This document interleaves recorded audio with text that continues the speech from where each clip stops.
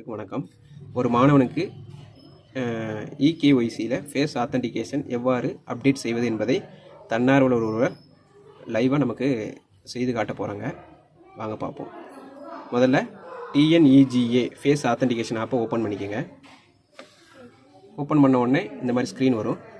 அதில் student eKYC ஸ்காலர்ஷிப்பை click பண்ணுங்கள். அதில் ஃபஸ்ட்டு என்ன கேட்கும்னா எமிஸ் நம்பர் அந்த மாணவருடைய எமிஸ் நம்பர் கேட்கும்.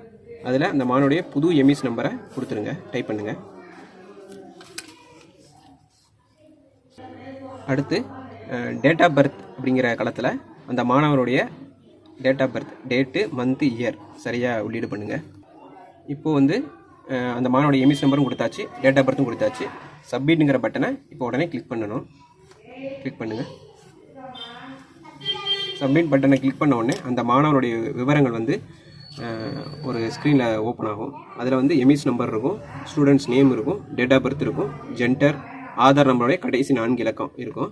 இதெல்லாம் ஒரு முறை சரியாக இருக்கான்னு நம்ம பள்ளியினுடைய ரெக்கார்டில் எடுத்து பார்த்துக்கணும்.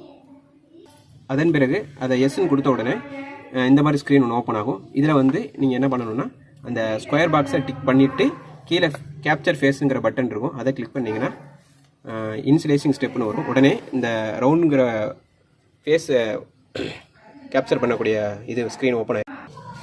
இப்போது தன்னாரோட அந்த மாணவருடைய ஃபேஸை கேப்சர் பண்ணுறாங்க. உடனே அந்த ரவுண்டில் க்ரீன் கலரில் இருக்கும். அப்போ தான் அந்த ஃபேஸ் டிடெக்ட் ஆகுதுன்னு அர்த்தம்.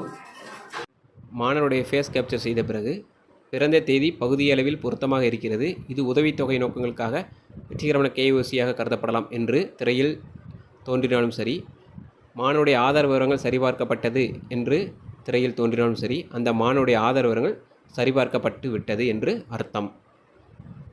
ஃபேஸ் கேப்சர் செய்த பிறகு ஒருவேளை error 300 biometric did not match என்று வந்தால் மீண்டும் 2 அல்லது 3 முறை அந்த மாணவருக்கு ஃபேஸ் கேப்சர் செய்து பாருங்கள். மீண்டும் அவ்வாறே எரர் வந்தால் அந்த மாணவருடைய ஆதார் அட்டையை வாங்கி பார்த்தீங்கன்னா அதில் 5 வயசுக்குள்ளே அந்த மாணவன் ஆதார் அட்டையை எடுத்திருப்பாங்க. அதுக்கப்புறம் அப்டேட் பண்ணாமல் இருந்திருப்பாங்க. அவ்வாறு வந்துச்சுன்னா நீங்கள் உங்களுடைய வட்டார ஆசிரியர் ஒருங்கிணைப்பாளருக்கு தகவல் தெரிவித்து விடுங்கள். ஒருவேளை எரர் கோட் 903 மற்றும் 999 எரர் கோடு வந்தால் உங்களுடைய மொபைலில் இருக்கக்கூடிய இன்டர்நெட் லோவாக இருக்குன்னு அர்த்தம். நீங்கள் பள்ளியில் இருக்கக்கூடிய ஒய்ஃபையை உங்கள் மொபைலுக்கு கனெக்ட் பண்ணி ஃபேஸ் கேப்சர் பண்ணலாம். இந்த எரர் வராது. Error code 737 please improve lighting error வந்துச்சுன்னா நீங்கள் இருக்கக்கூடிய இடம் அதிக வெளிச்சம் இல்லாமல் இருக்குன்னு அர்த்தம்.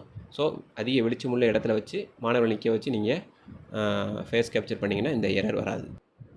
Error code 892 USB debugging is enabled என்ற எரர் வந்தால் நீங்கள் உங்கள் ஃபோனில் செட்டிங்ஸில் போய்ட்டு அபவுட் ஃபோனில் போய்ட்டு ஆண்ட்ராய்டு வெர்ஷனை ஒரு 7 முறை டேப் பண்ணுங்கள், என்ட்ரு பண்ணுங்கள். டெவலப்பர் ஆப்ஷன் எனேபிள் ஆகும்.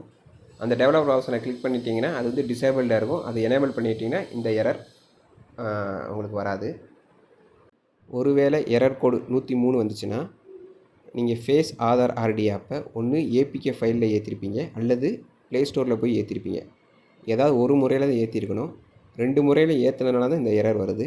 இதுக்கு நீங்கள் சரி பண்ணணும். என்ன செய்யணும்னா ப்ளே ஸ்டோரில் போய்ட்டு ஃபேஸ் ஆதார் ஆர்டியை டைப் பண்ணுங்கள்.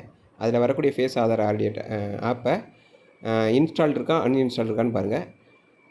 இன்ஸ்டால் இருந்துச்சுன்னா நீங்கள் விட்டுருங்க. அன்இன்ஸ்டால் இருந்துச்சுன்னா அதை அன்இன்ஸ்டால் பண்ணணும்.